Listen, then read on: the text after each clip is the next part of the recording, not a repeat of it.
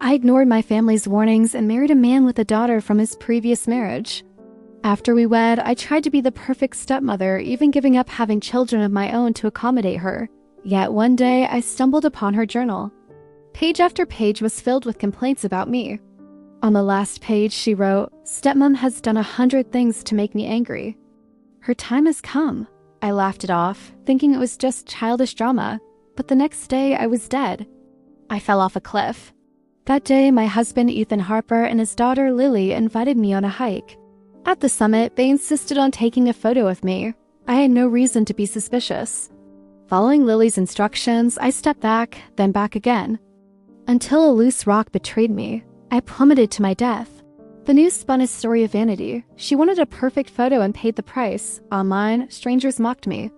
Lily played the victim, painting me as cruel, obsessed with controlling her. She twisted my care, my patience, my efforts into abuse, and people cheered her lies. I watched, furious and powerless, as the world condemned me just like Chen Hui of history. Ethan mourned briefly, then carried on. When he saw the online vitriol, he held Lily close. "I'll make sure you get a proper stepmom," he said. I hovered behind them, claws bared, but my anger did nothing. Then, on the 7th day after my death, I woke up. I was alive. I was back in the 3rd year of my marriage. And there was Lily, sitting innocently beside me. "Mom, can I have a vanilla ice cream?" she asked. I froze. Last time, I had refused because she was allergic. That refusal had ended up in her journal as another grievance. Stepmom refused me ice cream even though I begged. "She enjoys making me miserable," I said. Lily was a liar, a storyteller, even convincing herself. I handed her the ice cream cautiously. She devoured it, oblivious as red rashes appeared across her skin. I called an ambulance. By the time we reached the hospital, her throat had swollen dangerously. Ethan arrived hours later, furious, accusing me. "You gave her something unsafe. Do you even know her allergies?" I shot back. It turned out he had no idea she was allergic. The doctors confirmed it. Lily had eaten a full tub of ice cream.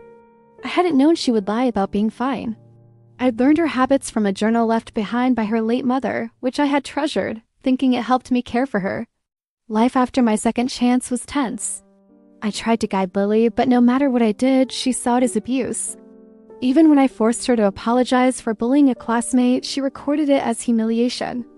I realized, no matter how much I tried, I couldn't win her approval. I confronted Ethan about his negligence as a parent.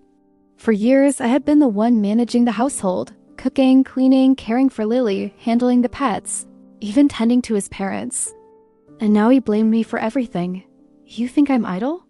I shouted. "You're the father. You failed to raise your child. This is on you." That slap changed the dynamic. For the first time, Lily looked at me differently. I was no longer the submissive stepmom. I had found my voice. Then the truth about Ethan emerged. Photos proved he had been cheating, fathering another child with a student before I even married him. Everything I'd sacrificed, every compromise I'd made, had been taken for granted. I confronted him, and eventually he agreed to divorce. Lily, confused, asked if I would really leave. "I'm no longer your mom," I said gently. "Your dad will find someone better for you." We finalized the divorce. I moved out, taking my share of the assets. A few days later, I ran into Lily's biological mother, Grace. We shared a quiet understanding. Both of us had loved this girl. Both of us had failed in different ways.